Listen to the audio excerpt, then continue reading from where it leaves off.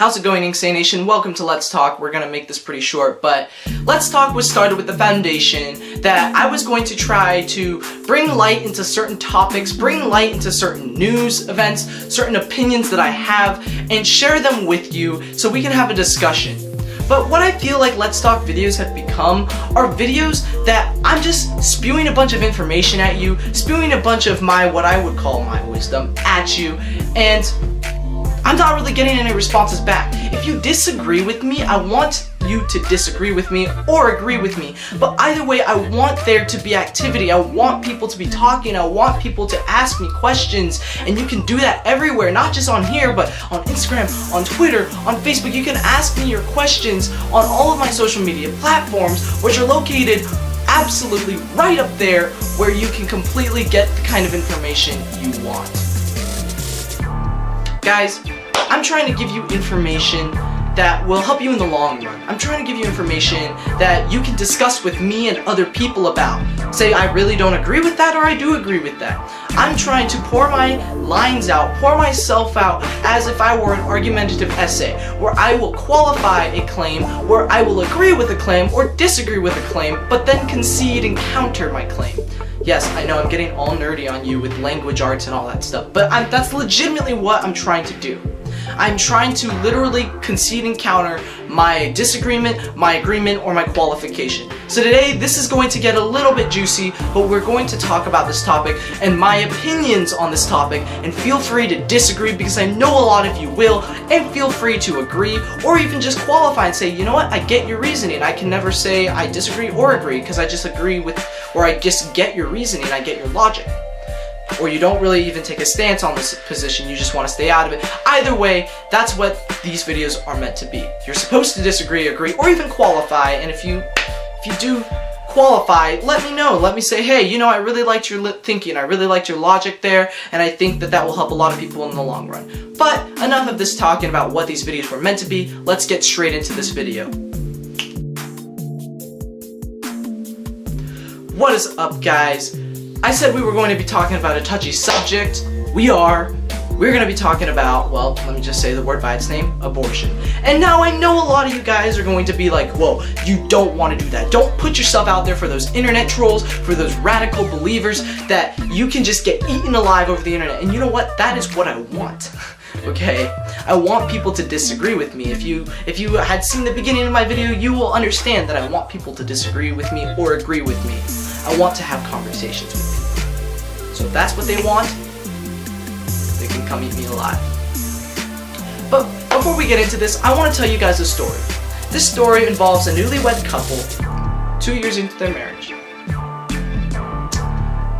This newlywed couple was living in California. 2 years into their marriage, they got pregnant. And they were so excited. They wanted a child so bad. They were super excited to have a child. They went to their first ultrasound. The child seemed to be growing with normal growth development, and they were just so ecstatic, so happy. The second ultrasound came. The child seemed to be doing even better. But most of these stories always have adversity. Almost every pregnancy has some form of adversity. But this adversity was over the top. Because come to the next ultrasound, things took a turn for the worst. They walked into the third ultrasound. The doctor pulled out his magical wand, that's what I call it, and rubbed it over the stomach of the mother to discover that the child had a condition. And it was a pretty serious condition. This condition was called fetal hydrocephalus. And when the child was born, he would have a condition called hydrocephalus. Now let's get into the science behind what hydrocephalus is. It is a buildup of water or a liquid in the brain caused by a pinched nerve, so the water keeps building up in the brain.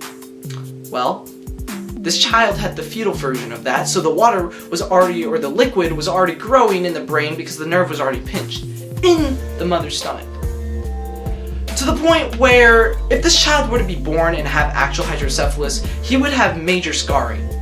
He would literally be a vegetable. He would be stupid beyond belief. He wouldn't be able to do anything by himself. This child would be living a life of misery, of pain, of bullying. This child would probably just want to end its life. So that's what the doctor suggested. The doctor suggested, let's end this child's life. You don't want to cut. Let's end this child's life. You don't want to see your child grow up in a state of misery. You don't want to suffer any misery or pain yourself from looking at your child's poor state. So just do it now. Come back for your next appointment and we'll kill the baby. Now, these parents were religious, and they believed in supernatural powers. And they believed that their God could heal this child. They also believed that children can recover from medical conditions in the stomach. They do it all the time. So they said, just give us time. We'll come back at the next appointment and let you know. They walked out, hearts heavy, heads down, probably crying. And they drove home. A few months later, they go back for their 4th ultrasound. Their heart's still heavy. A lot on their mind, and cut. And a lot of stuff on their mind.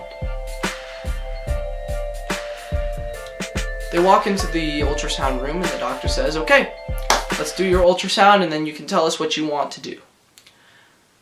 These parents were seriously considering abortion. But they also had a firm belief that a child could recover from its condition in a fetal state. So they said, alright, let's do it.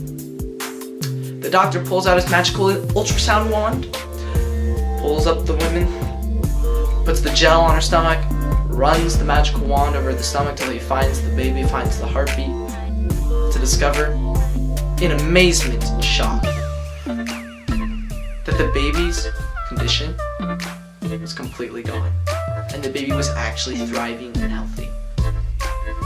Now, of course, these parents were ecstatic. They were overjoyed. They got on their knees and cried and prayed. They thanked their God for all this. The doctor comes back and says, well, there's still a slight chance that it could come back. Do you really want to keep it this way? Still suggesting abortion, this doctor was. And these parents said, no. We have firm belief that it's not going to come back. And they walked out. A couple months later, a few months later actually, on March 29th, 2000, this child was born into the world. Healthy, a little bit early, but nonetheless healthy. With the normal baby conditions that come with babies. And is now living and thriving still today. Guys, that's me. That child you heard about was me. Those parents that you were hearing about are my parents.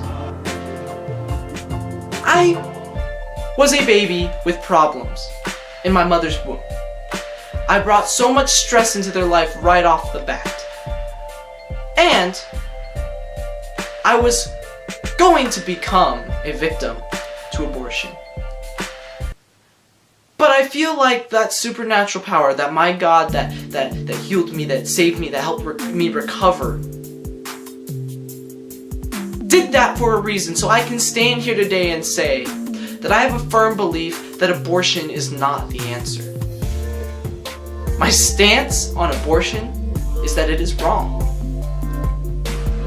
That you are killing innocent children before they are even fully developed. You don't even know the beauty this child will have because you're killing it before it's fully formed. Yes, you get what I'm saying? Before it's fully formed. I understand my biology, guys. I understand that they do the procedure before the child is formed enough to become a living, breathing state. I know, but you know what? As long as it has a heartbeat, it's a living being. As long as it has a heartbeat, as long as it has cells on its body, it is a living being. A cell in and of itself is a living organism. And you're going to kill it. Here's where I'm at with this, guys. We don't control the fate of our lives. We don't control when we get to die. We don't control any of that. That control is beyond our reach. So if we can't control when we die, why should we get to, as doctors, as wardens, or executioners, whatever you want to call them, and as murderers, why should we get to control when someone else dies? The person you are going to kill can't control when they're gonna die. Nonetheless, you can't control when you're gonna die. So why should the fate of someone else's life be in a different person's hands? Why should the fate of someone else's life or death be in the hands of someone who can't even control their own life or death?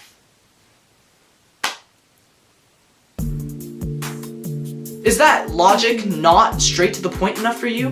Is the logic that we cannot control our own lives and we cannot control when we are going to die, so why should we get to control when other people die? Does that logic not hit you hard enough yet? Death is no laughing matter. And to all those people out there that say, well, what if the woman is giving birth to a child because she was raped? Well, let's talk about demographics first. I want to say that there's only a slim 10% chance, if that. And even that's a pretty generous percentage. Only 10% of the women that actually abort their children are victims of rape. So what about the other 90% of women that abort their children? It's not born out of rape. It's not born out of an adversity state. My parents had the option of aborting me, and I had an actual condition that would cause me to suffer if I was born with it, that would cause my parents to suffer if I was born with it. They had every right to kill me, but they didn't, did they? Because I'm standing here today. Obviously, I'm not dead. So, if they have enough faith that I would make it over this condition, shouldn't you? Shouldn't you have enough faith that these children are going to grow up to be the most beautiful beings you've ever encountered? Shouldn't you have faith that these children, regardless of their health, regardless of their state, are going to be beautiful no matter what because they're your child? That these children, regardless of being a children born of rape, is still got your DNA in it, that you can still look at that and be like, that's still my child. And that child is beautiful because I'm beautiful. Guys, I promote on my channel all the time about this idea, this discussion of how we as Americans don't love ourselves enough. And I think one of the biggest ways to do that is to look at your own children and be like, they're beautiful because I'm beautiful. I passed on my beauty to them. It'll help us learn to love ourselves because you'll look at your child and look how beautiful your child is. I'm a children lover. I love children. Being in their presence makes me so happy. They cheer me up. They make me laugh. They make me cry. They make me so overjoyed to be around them. And I'm also really good with children. Shout out to anyone who really needs a babysitter. Just kidding. Children love me and I love them. And children are something that's very dear to my heart. And abortion is something that's very serious because I could have been a victim of abortion. I very well could have. So guys, I want you guys to understand this quick thing. That is, before you abort a child, think about the beauty that lies within it because of the beauty that lies within you. Pretty sweet, right? That child is going to be beautiful because you're beautiful. And in killing that child, you're killing that beauty, you're killing your beauty. You're not going to have an image to look at every day and say, you're beautiful, honey, just like me. I was beautiful, and you're beautiful.